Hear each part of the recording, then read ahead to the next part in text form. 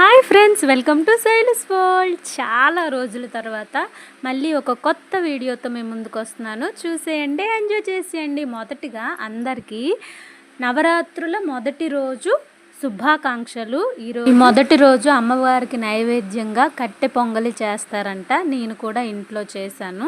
అది ఎలా చేయాలి అనేది నెక్స్ట్ వీడియోలో పెడతాను. ఈరోజు అమ్మవారు బాలా త్రిపుర సుందరి అవతారంలో మనకి దర్శనమిస్తారు.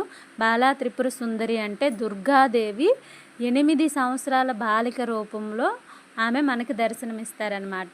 ఇంట్లో 8 సంవత్సరాల లోపు 8 సంవత్సరాలు 10 సంవత్సరాల లోపు ఆడబిడ్డలందరికీ మనం దైవంగా భావించి వాళ్ళకి చక్కగా అలంకరించి సాక్షాత్తు అమ్మవారే మన ఇంట్లో ఉన్నట్టు ఊహించుకొని ఆ పిల్లల్ని మనం చక్కగా పూజలో కూర్చోబెట్టి చక్కగా వాళ్ళకి ఆతిథ్యం ఇచ్చి అలంకరించాలన్నమాట. నేనైతే ఫస్ట్ టైం చేస్తున్నాను. అది నాకు తెలిసిందంతా ఏంటంటే మనస్ఫూర్తిగా భగవంతుడిని ఏ రూపంలో కొలిచినా అక్కడ భగవంతుడు ఉంటాడని అయితే నేను నమ్ముతాను. మొత్తం శక్తి స్వరూపి కాబట్టి భగవంతుడు ఈ యూనివర్స్ మొత్తం ఉంటాడని అయితే నేను నమ్ముతాను.